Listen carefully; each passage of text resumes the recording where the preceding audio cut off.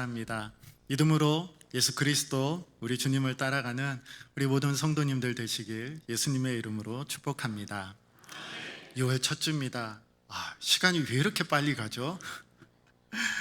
제가 4월 4일 토요일에 영주에 이사를 했습니다. 그리고 다음날 4월 5일 부활절 때 첫 설교로 사역을 시작하게 되었습니다. 영주 온 지 이제 딱 만으로 2달째가 되었습니다. 그동안 많은 성도님들께서 저를 보시고 목사님 잘 오셨습니다. 와주셔서 참 감사합니다. 그렇게 얘기를 많이 해주셨습니다. 제가 뭐라고 이렇게 반겨주시는지 아껴주시는지 그 말 한마디 한마디가 참 위로가 되고 힘이 되었습니다. 그래서 저도 귀한 교회 불러주셔서 감사합니다. 참 좋은 성도님들 만날 수 있어서 정말 좋습니다. 이렇게 이야기를 드렸습니다.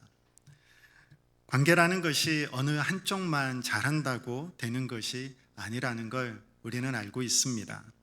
바울과 그가 개척한 교회의 관계가 그러했습니다. 바울은 교회를 위해서 힘을 다해서 기도했고 가르치고 권면하며 세워나갔습니다.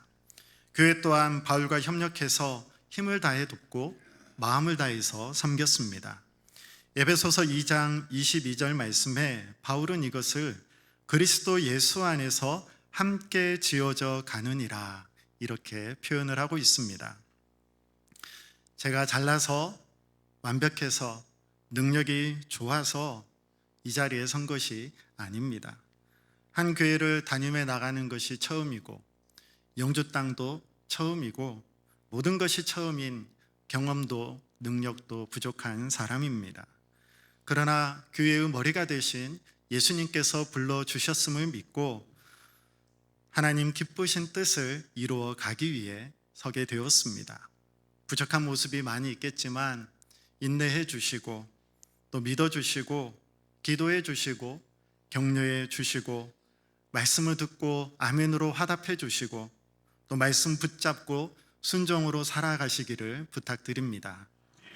저도 성도님들을 위해서 기도하고 사랑으로 섬기며 최선을 다해서 말씀을 준비하고 목양에 나아가겠습니다. 완벽한 목회자와 완벽한 성도들이 만나 세워지는 교회가 아니라 부족함이 있고 연약함이 있지만 그러나 서로가 서로를 이해하고 위로하며 격려하며 그렇게 함께 지어져 가는 우리 영주 동산교회가 되기를 소망합니다. 제가 이제 부임해서 기도 제목을 듣고 또 성도님들을 신방을 하면서 여러의 기도 제목을 위해서 기도할 때 참 마음이 아플 때가 많습니다. 여러 가지 질병 또 아픔을 안고 살아가는 분들이 많이 있기 때문이죠. 암과 싸우고 계시는 분, 또 완치된 줄 알았는데 다시 재발해서 또 항암으로 또 투병하고 계시는 분들이 있습니다. 뇌출혈로 쓰러졌다 다시 일어서신 분도 있고 또 디스크나 또 관절 또 여러 가지 육신의 질병과 아픔으로 말미암아 고생하는 분들도 계십니다. 뜻밖의 사고를 당하신 분들, 또 힘있게 시작했으나 쓰라린 실패를 경험하신 분들, 또 자녀들로 인한 상처와 또 고통이 있으신 분들, 관계가 깨어져 마음이 아프신 분들도 있었습니다. 먹고 살기 위해서 또 매일같이 힘든 노동을 해야 살아갈 수 있는 분도 계시고 또 우리는 결국 이렇게 살다 최종 보스인 죽음을 맞이하게 됩니다. 우리가 이 땅에 태어나 살아가는 모든 순간들이 고생이요 또 걱정이 가득하고 깊은 슬픔으로 차 있을 때가 있습니다. 이 땅에서 고난을 비켜갈 수 있는 사람은 아무도 없다라는 것을 우리는 쉽게 알 수 있죠. 욥의 친구로 등장한 엘리바스는 사람은 고생을 위하여 났으니 불꽃이 위로 날아가는 것 같으니라. 이 고생을 위해 태어난 이 인간의 모습을 말을 합니다. 또 엄청난 고난을 겪었던 욥도 여인에게서 태어난 사람은 생애가 짧고 걱정이 가득하며 라고 말하죠. 이 짧은 인생 걱정과 고민과 근심이 가득하다라는 것을 말을 하고 있습니다. 눈물의 선지자 예레미야도 자신의 삶을 두고서 이렇게 말합니다. 어찌하여 내가 태에서 나와서 고생과 슬픔을 보며 나의 날을 부끄러움으로 보내는고. 왜 내가 태어나가지고 이러한 고생과 슬픔을 당하는지 자신의 삶에 대해서 탄식하고 있는 그러한 말을 들을 수가 있습니다. 하나님의 자녀라고 해서, 우리가 믿음으로 신앙생활을 한다고 해서 우리가 늘 건강하고 자녀들이 잘 되고 사업도 번창하기만 하는 것은 아닙니다. 세상 사람들과 마찬가지로 여러 가지 고난을 겪으며 우리도 그 가운데서 살아가고 있습니다. 욥은 절망 속에서 주께서 어찌하여 얼굴을 가리시고 나를 주의 원수로 여기시나이까. 하나님이 얼굴을 가리신 것 같다며 고난 가운데 외치는 것을 볼 수 있습니다. 시편 기자도 여호와여 어찌하여 멀리 서시며 어찌하여 환난 때에 숨으시나이까. 숨어 계시는 하나님에 대해서 단식합니다. 다윗도 여호와여 어느 때까지니까 나를 영원히 잊으시나이까. 주의 얼굴을 나에게서 어느 때까지 숨기시겠나이까. 하나님 마음에 합했던 다윗이었지만 그러나 인생의 여러 고난의 상황 가운데 숨어 계시는 하나님, 얼굴을 드러내시지 않는 그 하나님으로 말미암아 고통 가운데 기도하였습니다. 우리도 캄캄한 터널을 지나는 것 같은 어둠과 절망 가운데 기도로 하나님을 찾습니다. 하나님, 왜 이런 일이 저에게 일어났습니까? 어째서 하나님께서 이 환난 가운데 숨어 계십니까? 이 일이 언제까지 계속 지속됩니까? 이렇게 외치며 기도할 때가 있죠. 예수님도 십자가 위에서 나의 하나님 어찌하여 나를 버리셨나이까 라며 탄식하며 절규하며 하나님께 부르짖었습니다. 세상 사람들은 우리에게 고난이 닥친 것을 보면 하나님이 없는 증거다라고 말을 합니다. 신이 존재한다면, 그리고 그 신이 능력 있는 신이라면 어떻게 착한 사람에게 이러한 고난을 허락할 수가 있나, 어떻게 이런 고난을 당하게 하실 수 있냐라며 이해할 수가 없고, 그러한 신이라면 믿지 않겠다라고 말을 합니다. 나름 타당한 이유처럼 들립니다. 그러나 정말 그럴까요? 고난이 일어나면 안 되는 착한 사람, 괜찮은 사람, 의로운 사람이 과연 이 세상에 한 명이라도 존재할까요? 누구라도 하나님 앞에서 하나님, 저는 이런 일을 당할 만한 사람이 아닙니다. 저는 떳떳합니다. 저는 깨끗합니다. 저는 의롭습니다. 왜 그런 저에게 이러한 일을 허락하십니까? 라고 말할 수 있는 사람은 아무도 없습니다. 성경은 이 땅에 착한 사람은 단 한 사람도 없다고 선언합니다. 의인은 없나니 하나도 없으며 모든 사람이 죄를 범하였음에 하나님의 영광에 이르지 못하더니라고 말씀합니다. 고난이 모든 사람에게 일어나는 것은 바로 죄로 인해서 타락한 세상 가운데 죄인인 우리가 살아가고 있기 때문입니다. 그렇다면 우리는 이 고통과 슬픔과 절망 가운데 그냥 한탄만 하다가 주님 부르실 때에 그냥 주님 앞에 설 날만 기다리면서 살아가면 되는 걸까요? 그렇지는 않습니다. 이 모든 고난 가운데 우리에게 정말 필요한 것은 위로이죠. 그런데 그 위로는 우리 안에서 스스로 솟아나는 것이 아닙니다. 위로는 위로의 근원이 되시는 하나님께로부터 우리에게 흘러옵니다. 그 하나님이 어떤 분이신지 오늘 말씀을 통해서 우리는 만날 수 있습니다. 이 하나님은 모든 위로의 근원이 되시는 분이십니다. 바울은 복음을 전하면서 정말 숱한 고난을 만났습니다. 그러나 그 고난 가운데 함께 하시고 고난을 견디게 하시고 그 고난을 뚫고 나아가게 하는 하나님을 경험하였습니다. 그래서 바울은 고린도 교회 성도들에게 자신이 경험한 위로의 하나님을 이렇게 전합니다. 오늘 본문 3절에 찬송하리로다 그는 우리 주 예수 그리스도의 하나님이시요 자비의 아버지시요 모든 위로의 하나님이시며, 여기서 모든이라는 단어를 꼭 기억하시기를 바랍니다. 하나님은 위로를 조금만 나누어 주시는 분이 아니라 지금은 위로하고 나중은 또 위로하지 않고 그러는 분이 아니라 모든 위로를 다 하실 수 있는 모든 위로의 하나님이시다라고 말씀을 하고 있습니다. 여기서 이 위로라는 단어는 헬라어로 이 파라클레시스라는 단어인데요, 그 뜻을 직역하면 내 바로 곁에, 내 바로 옆으로 부르다라는 그러한 의미를 갖고 있습니다. 하나님이 주시는 위로는 단순히 우리의 감정을 잠깐 건드는 정도가 아니라, 어루만지는 정도가 아니라 바로 우리 곁에서, 우리 옆에서 우리를 만지시고 우리를 실제로 도우시는 분이라는 것입니다. 요한복음에서 예수님은 아버지께서 보내실 성령님을 보혜사라고 부르시죠. 이 보혜사가 위로라는 단어와 같은 뜻에서, 같은 뿌리에서 나온 말입니다. 위로의 하나님은 예수님으로 우리 곁에 오셨고 이제 보혜사 성령님, 도우시는 분을 우리 가운데 친히 보내주셨습니다. 이러한 하나님의 위로가 분명하게 드러나는 성경의 구절이 이사야 40장 말씀입니다. 바벨론의 나라를 잃고 짓밟힌 이 유다 백성들에게 하나님께서 선지자를 통해 이렇게 말씀하십니다. 이사야 40장 1절부터 2절 상반절 말씀입니다. 너희의 하나님이 이르시되 너희는 위로하라. 내 백성을 위로하라. 너희는 예루살렘의 마음에 닿도록 말하며 그것에게 외치라. 그 노역의 때가 끝났고 그 죄악이 사함을 받았느니라. 아멘. 이 위로를 받는 이유가 두 가지가 나오죠. 첫째는 노역의 때가 끝났다는 것입니다. 바벨론 포로의 기간, 곧 받아야 될 모든 형벌들을 이제 다 받았으니 이제는 회복될 때라고 말씀하죠. 그리고 둘째는 죄악이 사함을 받았다라고 말씀을 합니다. 죄의 상처로 말미암아 괴로워하고 아파하는 사람에게 내 죄가 용서함을 받았다라고 말하라고 하십니다. 그런데 이 하나님께서 이것으로 끝나는 것이 아니라 한 가지를 더 덧붙이시죠.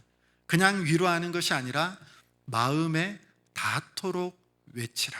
마음에 닿도록 말하여 외치라고 하십니다. 그냥 옆에서 단순히 괜찮아, 잘 될 거야 라고 말하는 수준이 아니라 정말 우리 마음 깊은 곳 가운데 우리의 모든 아픔과 고통과 죄로 말미암은 모든 형벌과 그 죄책감과 그 모든 수치가 이제는 다 끝이 났다고, 우리의 마음에 그것이 닿도록 말하여 외치라고 말씀하고 있습니다. 이런 마음에 닿도록 우리에게 주시는 위로가 어떻게 이루어졌을까요? 이사야 53장에서 이 마음에 닿는 위로가 어떻게 왔는지를 말씀해 줍니다. 이사야 53장, 고난받는 종, 우리의 모든 죄악을 친히 짊어지신 예수 그리스도, 우리 주님을 통해서 이루어졌습니다.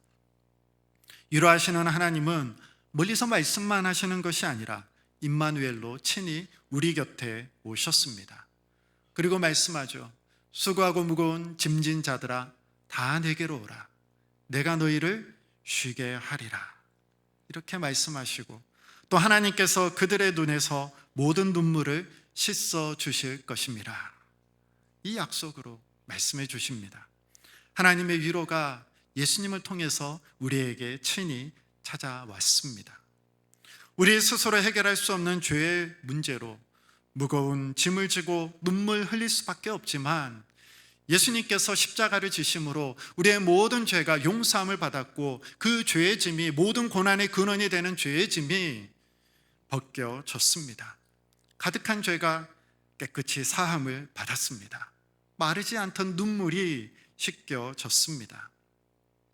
이어서 이사야 40장 8절에 풀은 마르고 꽃은 시드나라고 말씀을 하죠. 마르고 시드는 것이 우리 인간의 실존의 모습이지만, 그러나 그렇기 때문에 우리는 하나님께로부터 오는 위로를 받아야 우리는 이 고난이 가득한 세상 가운데 살아갈 수가 있는 것이죠. 닥친 고난 앞에서 끝났다고 절망하며 한숨 짓지 마시고 그 위로의 하나님을 바라보시기를 바랍니다. 마르고 시들어가는 인생으로 말미암아 한탄하지 마시고 강한 팔로 우리를 친히 다스리시며 인자와 긍휼로 우리를 품어주시고 우리를 온순하게 인도해 주시는 그 자비의 하나님을 바라보시기를 바랍니다. 위로는 우리 안에서 솟아나는 단순한 감정 정도가 아니라 위로의 근원이 되시는 예수 그리스도를 통해 또 보내시는 성령 하나님을 통해서 우리 가운데 하나님이 부어주시는 선물입니다. 이 위로는 말씀에만 머무르지 않고 예수님을 통해 우리에게 친히 찾아왔으며 이제 보혜사 성령 하나님께서 우리 가운데 친히 거하시고 우리에게 말씀하시며 우리를 위로하시고 우리를 인도해 주십니다. 그 위로하시는 하나님, 그 하나님을 어떻게 그 권능의 하나님을 만날 수 있는가? 오늘 본문 8절과 9절에 이렇게 말씀합니다. 형제들아, 우리가 아시아에서 당한 환난을 너희가 모르기를 원하지 아니하노니 힘에 겹도록 심한 고난을 당하여 살 소망까지 끊어지고 우리는 우리 자신이 사형 선고를 받은 줄 알았으니 이는 우리로 자기를 의지하지 말고 오직 죽은 자를 다시 살리시는 하나님만 의지하게 하심이라. 아멘. 이 바울이 어떠한 환난을 당했는지 자세하게 알 수는 없습니다. 그러나 바울의 여러 서신들을 보면 많은 고난을 당한 것을 알 수 있죠. 힘에 겹도록 곧 인간이 감당할 수 있는, 버틸 수 있는 인간의 힘을 넘어서는 그러한 한계를 넘어선 고난을 당했다고 말을 하죠. 매를 맞고 옥에 갇히고 고문을 당하고 늘 죽음의 문턱을 넘어섰던 그 바울조차 이 당하는 고난이 육체가 무너지고 정신력마저 바닥이 나서 살 소망마저 끊어졌다라고 표현을 하고 있습니다. 사형 선고가 내려진 사람에게 어떠한 소망을 품을 수 있겠습니까? 아무 소망도 없고 사방이 다 막힌 것 같은 막다른 골목에 처한 자신의 상황을, 자신이 당한 고난을 말을 하고 있습니다. 그런데 9절에서는 그 바로 절망의 한 복판에서 하나님의 목적이 숨어 있다라고 밝히고 있죠. 이는 우리로 자기를 의지하지 말고 오직 죽은 자를 다시 살리시는 하나님만 의지하게 하심이라. 하나님이 바울을 끝까지 몰고 가신 것은 우리가 약할 때, 연약할 때 비로소 하나님의 능력이 온전하게 드러나기 때문입니다. 솔직히 한번 생각해 보십시오. 우리가 잘 나가고 걱정 근심 하나도 없고 모든 것이 계획한 대로 다 잘 이루어질 때 그때 얼마나 하나님을 부르짖고 하나님을 간절히 찾으며 간절히 하나님만을 구하고 하나님께 소망을 두십니까? 그때보다는 낙심하고 절망되고 참 내 힘으로 감당하기가 어렵고 어떻게 해야 될 줄은 모를 때에 눈물만이 앞을 가리고 있는 그 처절한 상황 가운데 그때 우리가 간절하게 하나님을 부르짖고 하나님을 찾고 기도로 통곡하며 하나님 앞에 나아가지 않습니까? 그 고난이 고난으로 끝나지 않는 것은 우리가 이렇게 하나님을 부르짖고 찾는 자리 가운데 나아가게 만들기 때문입니다. 물에 빠진 사람을 구조할 때 이 구조대원이 그 사람이 마지막 발버둥 치는 그 순간까지 들어가지 않고 섣불리 다가가지 않죠. 아직 살겠다고 허우적대는 팔을 붙잡으면 구조하러 갔다가 자신도 같이 그 팔에 붙들려 가라앉기 때문입니다. 모든 힘을 다 쏟아서 잠잠해질 때 그제야 안전하게 붙들어서 무트로 끌어올립니다. 내 손에 쥔 마지막 힘, 내가 아직 버텨보겠다, 내가 아직 할 수 있다 라고 생각하는 그 모든 것들이 다 빠져나가고 스스로를 구할 능력이 조금도 없음을 인정할 때에 우리는 비로소 하나님만을 의지하게 됩니다. 육체의 질병이든 감정의 무너짐이든 재정의 파산이든 홀로 남겨진 외로움이든 내 능력에 대한 신뢰가 깨어지는 그 자리가 바로 하나님께 나아가는 길이 되는 것이죠. 10절 말씀입니다. 그가 이같이 큰 사망에서 우리를 건지셨고 또 건지실 것이며 이후에도 건지시기를 그에게 바라노라. 이 한 절 안에 세 가지의 시제가 다 들어있습니다. 과거에도 건지셨고 또 지금 현재에도 건지실 것이며 미래에도 건지시기를 바란다라는 것이죠. 하나님이 주시는 위로는 단 한 번으로 그치고 끝나는 것이 아니라 끊임없이 이어지는 신실하신 분이심을 말씀을 하고 있습니다. 이것은 단지 곤경에서 빼내주는 정도의 능력이 아니라 사망에서 생명으로 옮기는 능력, 즉 예수 그리스도 우리 주님을 무덤에서 일으키신 바로 그 부활의 능력입니다. 우리가 잠깐 고난에서 벗어난들 또 다른 고난이 우리에게 찾아오죠. 그리고 그 결국 마지막에는 죽음이 우리 앞에 놓여 있습니다. 그러나 그 하나님의 권능이, 하나님의 위로가 힘이 있는 것은 결국 죽음으로 끝나고 마는 것이 아니라, 잠깐의 고난을 면하는 정도가 아니라 사회 소망마저 끊어진 자리 가운데서도 하나님께서는 일하실 수 있는 분이시며 죽은 자를 다시 살리시는 생명의 하나님이시기 때문입니다. 그래서 우리가 그 하나님을 바라볼 때에 우리는 위로받을 수 있고 그 안에서 다시 살아날 소망을 얻게 되는 것이죠. 죄의 문제로, 죽음의 문제로 고난 가운데 끝나고 좌절하고 마는 것이 아니라 영원한 생명이 되시고 결국에는 천국의 소망 가운데로 우리를 붙드시고 인도하시는 그 하나님이 계시기에 우리는 고난 중에서도 하나님의 위로를 받을 수 있고 결국에는 사회 소망을 주신 하나님으로 말미암아 일어설 수가 있는 것입니다. 혹시 지금 출구가 보이지 않는 그런 답답한 상황 가운데 계십니까? 기도해도 응답이 없는 것 같고 할 수 있는 일은 다 해보았지만 아무것도 달라지지 않는 것 같은 그런 막막함 가운데 있습니까? 오히려 그 자리는 하나님께서 우리를 깊이 만나주시는 자리, 우리를 부르시는 자리일 수 있습니다. 내 힘이 아무것도 없는 영에 이르는 자리가 바로 생명을 주시는 부활의 주님을, 하나님이 이루시는 일을 만나는 자리가 됩니다. 그렇다면 하나님께서 왜 우리를 위로 가운데 만나 주실까요? 그 이유를 4절에서 분명히 말씀해 줍니다. 우리의 모든 환난 중에서 우리를 위로하사 우리로 하여금 하나님께 받는 위로로서 모든 환난 중에 있는 자들을 능히 위로하게 하시는 이시로다. 아멘. 하나님이 우리를 위로하시는 목적은 우리가 받는 위로를 통해서 다른 고통받는 사람을 위로하게 하시기 위함입니다. 그래서 우리의 위로로 끝나는 것이 아니라 받은 위로를 통해서 다른 사람들에게 흘려보내야 될 것을 말씀을 하고 있죠. 6절에도 이렇게 말씀합니다.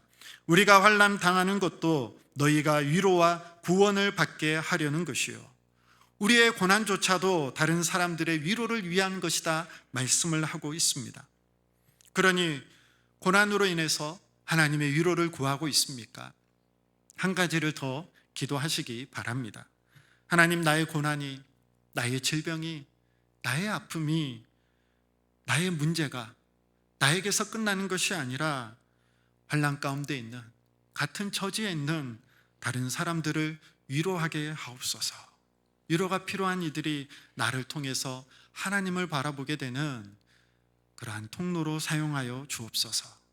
나로 끝나는 기도가 아니라 나를 넘어서서 위로가 필요한 사람을 보게 하는 그러한 기도 가운데 나아가시기를 바랍니다. 당장 고난의 문제가 완벽하게 내가 원하는 대로 다 해결되는 것은 아니죠. 기도한다고 해서 기적처럼 모든 문제들이, 모든 고난들이 완벽하게 사라지고 앞으로 다시는 나에게 고난 같은 것은 얼씬도 못하는 그러한 일들을 하나님께서 우리에게 허락해 주시지는 않습니다.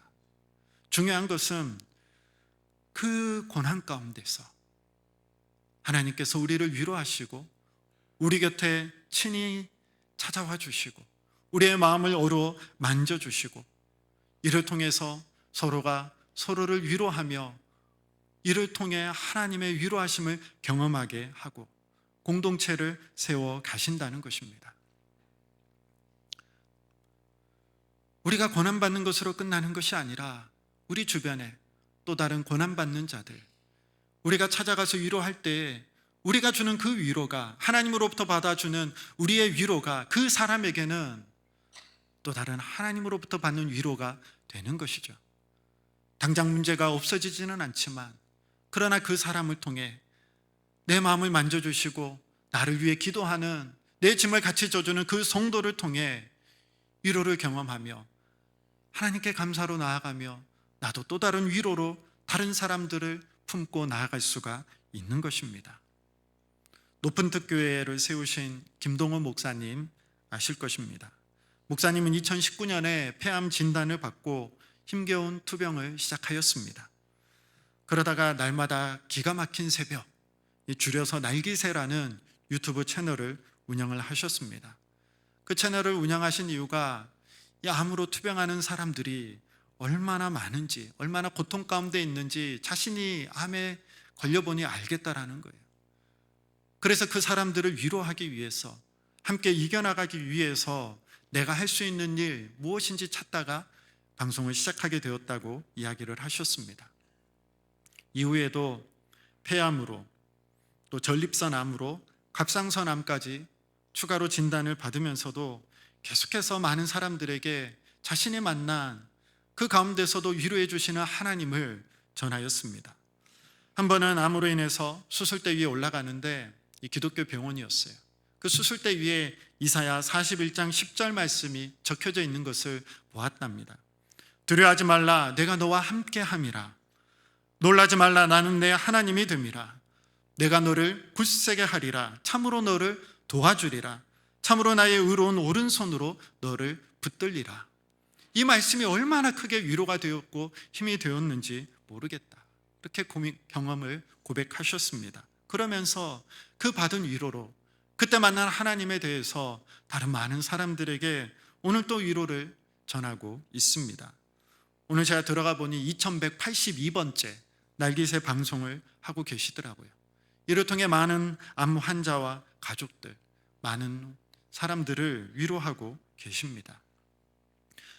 고난을 견뎌내신 분들 이 자리에도 많이 계실 것입니다. 참 돌아보면 하나님의 은혜이죠. 그 받은 위로로 사도 바울이 말한 것처럼 또 다른 나와 같은 고난받는 자들을 위로하고 힘을 주시는 사람 되시길 바랍니다. 내가 겪은 고난과 비슷한 고난 가운데 있는 분이 없는지 찾아가고 위로하고 기도해 주시고 손 붙잡아 주시기를 바랍니다. 고난이 없는 사람 아무도 없기에 우리 모두는 고난당한 사람의 위로자가 될 수 있습니다. 그래서 오늘 본문 11절 마지막에 기도로 함께할 것을 말씀하죠. 너희도 우리를 위하여 간구함으로 도우라. 하나님은 그분의 권능을 홀로 베푸시지 않고 성도들의 기도를 통해서 이루어 가십니다. 고난당하고 힘들어할 때에 그 기도 제목을 놓고 구역 안에서 모임 가운데 함께 무릎을 꿇고 하나님께서 도우시길, 하나님이 위로해 주시기를 마음을 다해서 붙잡고 기도해 주시기를 바랍니다. 그 가운데 하나님의 위로를 경험하고 그 기도가 응답되었을 때에 그 기쁨과 그 감사를 나만 아니야 함께 누리게 되고 또 그 받은 위로와 그 은혜를 또 다른 사람들에게 전해지는, 그렇게 위로가 위로를 낳는 위로로 가득한 우리 동산교회 위로의 공동체 되기를 소망합니다. 이제 말씀을 마칠 건데요, 이 위로는 머리로만 이해하고 끝나는 개념이 아닙니다. 아까 마음에 닿도록 말하라고 하나님께서 말씀하셨는데 입에서 건네지고 또 손으로 전해지는 그러한 위로를 우리가 해나갈 수 있기를 바랍니다. 그래서 이 자리에서 한번 위로를 좀 연습해 보셨으면 해요. 위로를 한번 해보았으면 합니다. 한 번은 나 자신에게, 또 한 번은 옆에 있는 분에게 한번 위로를 하였으면 합니다. 특별히 나 자신을 향한 위로를 또 많이 한번 해보십시오. 평생 남을 돌보면서, 자식들 돌보면서 나 자신도 생각하지 못한 채 참 수고하고 애쓰며 살아오신 분일수록 나 자신을 위로할 줄 모르는 경우가 많이 있습니다. 그러나 사도 바울은 사회 소망까지 끊어졌다라고 말을 하며 자신의 연약함을, 그 모습을 그대로 드러내고 있죠. 시편 기자도 자신의 영혼을 향해서 내 영혼아 어찌하여 내가 낙심하며 어찌하여 내 속에서 불안해하는가, 너는 하나님께 소망을 두라고 자기 자신을 향해서, 자신의 영혼을 향해서 외칩니다. 위로받는 첫걸음은 괜찮은 척, 아무렇지 않는 척 하는 것을 내려놓고 내 마음 가운데 이 하나님의 위로의 말씀, 약속의 말씀을 들려주는 것입니다. 한번 해볼 텐데요, 이 두 손을 마음에 이렇게 딱 올려보십시오. 올려보시고 토닥토닥 하시면서 한번 가장 내 마음을 무겁게 짓누르고 있는 것, 참 나를 힘들게 한 것, 사람이든 상황이든 어떠한 문제이든 그 하나를 떠올리면서 자신의 영혼을 향해, 마음을 향해 천천히 이렇게 말해 보시기를 바랍니다. 자신의 이름을 넣으셔 가지고요, 재광아 참 애썼다 한번 말씀해 보십시오. 재광아, 동산아 참 애썼다, 참 애썼다. 한번 따라해 보십시오. 하나님이 다 알고 계셔. 하나님이 다 알고 계셔. 한번 또 따라해 보십시오. 하나님이 함께 하신단다. 하나님이 함께 하신다. 하실 수 있겠죠? 한번 우리 같이 앞에 화면도 보시고 한번 해보겠습니다. 재광아 참 애썼다. 하나님이 다 알고 계셔. 하나님이 함께 하신단다. 네, 감사합니다. 이제 그 위로로 우리 옆에 분 한번 좀 위로했으면 합니다. 네, 괜찮으시면 옆에 계신 분 향해 몸도 이렇게 좀 틀어보시고 눈도 마주 보시고 손을 잡을 수 있으면 좀 손도 한번 잡아주셔요. 네, 손을 가만히 잡아주시고 그리고 마음을 담아서 좀 진심으로 이렇게 좀 말을 해주셨으면 합니다. 옆에 분 이름을 아시면 이름을 불러주시고 아니면 당신이라 말해도 좋습니다. 네, 한번 이렇게 말씀해 볼까요? 손 딱 잡고 눈도 딱 보시면서 멀리 떨어져 있으면 이렇게 지그시 좀 바라보면서 좀 남자분들은 좀 쑥스러울 수도 있어요. 그러나 좀 마음을 여시고 한번 해보셨으면 합니다. 네, 이렇게 한번 해볼까요? 네, 동산아 고생 참 많았어. 누구누구야 고생 많았어. 네, 따라해 보실까요? 하나님이 너와 함께하며 널 위해 기도할게. 너와 함께하며 널 위해 기도할게. 마지막으로 한번 이렇게 해보실까요? 하나님이 너를 도우신단다. 하나님이 너를 도우신단다. 네, 감사합니다. 이번 한 주 참 아무에게도 말 못할 그 무거운 마음, 그 한 자락을 하나님 앞에 정직하게 꺼내놓으시길 바랍니다. 하나님께 위로받고 또 받은 위로로 나와 비슷한 고난의 자리를 지나오는 사람들 떠올려 위로해 주시기를 바랍니다. 같은 병을 앓고 있는 성도들이 있잖아요. 참 나도 어려움이 있었는데 아직 이렇게 지내고 있다며 병상에 계시면 음료수 하나 사서 찾아가셔서 위로해 주시고 그 손 붙잡고 기도도 해 주시길 바랍니다. 또 편지도 하나 쓰셔서 마음을 담아서 참 어려운 거 내가 다 한다고 하나님께 기도하고 있다고 힘을 내라고 마음을 담아서 한번 전해 주시기를 바랍니다. 전화할 수 있으면 전화로도 문자로도 참 얼마나 힘든 이 고난의 세상을 우리가 살아가고 있습니까? 그러나 지난주 말씀드렸던 것처럼 아직 우리가 기회 있을 때, 힘이 있을 때, 아직 마음이 있을 때 우리 공동체가 서로가 서로의 마음을 알아주고 만져주고 위로해 줄 수 있는 그러한 공동체 되기를 소망합니다. 그래서 이 세상 가운데 참 고난 가운데 낙심하고 절망한 이들이 찾아왔을 때, 참 우리 영주 동산교회 이 마음을 알아주고 손잡아주고 위로해 주는 곳이구나. 세상 그 어느 곳도 내 마음 둘 수 없고 내 마음 알아주는 사람 없었지만 참 이 교회를 통해서 저 사람을 통해서 위로의 하나님을 만나게 되다니 얼마나 감사한가. 그러한 고백이 있는 우리 교회가 되기를 소망합니다. 마지막으로 우리가 왜 이렇게 위로할 수 있고 우리가 왜 위로를 받을 수 있나요? 오늘 본문 3절에 그 하나님에 대해서 이렇게 말씀을 합니다. 자비의 하나님, 자비의 하나님, 자비의 아버지셔요. 우리가 그분의 자녀이기 때문입니다. 이 자녀가 아파서 힘들어하는데 아이고 네가 당할 짓을 해서 그렇지, 좀 지나면 괜찮아질 거야, 잘 버텨봐. 그럴 부모가 어디 있습니까?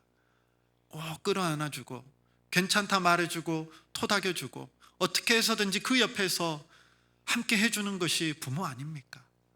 우리 아버지가 그렇다라는 거예요. 자비의 아버지, 위로의 하나님께서 예수님을 보내주셨고 예수님을 통해 우리 모든 고난을 다 담당해 주셨고 우리는 고난으로 끝나는 자가 아니라 영원한 천국의 소망을 갖고 살아가는 자들이며, 그리고 지금 이 자리 성령 하나님께서 우리 가운데 함께 하시며 보혜사로서 우리를 도우시고 위로해 주시는 분이십니다. 그러한 믿음의 사람들을 우리에게 붙여주셨고 함께 서로를 격려하며 위로하며 살아가도록 하셨습니다. 우리 인생길에 늘 푸른 하늘만, 가시 없는 꽃길만 있지는 않지만, 그러나 그 여정 가운데 우리 하나님 함께 하시고 또 날 위해 위로하고 기도할 수 있는 믿음의 성도들 함께하게 하셨습니다. 그 안에서 서로를 위로하고 위로받으며 아름답게 사랑으로 세워져 가는 우리 동산교회 되기를 예수님의 이름으로 축복합니다. 기도하겠습니다. 위로의 근원이 되시는 하나님을 보게 하시니 감사합니다. 우리 예수님 안에서 풍성한 은혜와 사랑을 경험하게 하시고 우리 곁에서 도우시는 보혜사 성령님을 통해 위로받게 하시고 우리들 또한 세상 가운데 위로를 나누는 위로의 사람들 되게 하여 주옵소서. 환난 중에 있는 이들 이 자리에서 주님 만나주시고 하나님의 사랑을 경험케 하여 주옵소서. 우리가 함께 무릎을 꿇고 기도할 때에 우리의 기도를 들으시고 응답하는 역사를 경험하게 하시고 한 영혼 한 영혼을 위해 함께 중보하며 기도하는 위로의 공동체 되게 하여 주옵소서. 예수님의 이름으로 기도드립니다. 아멘.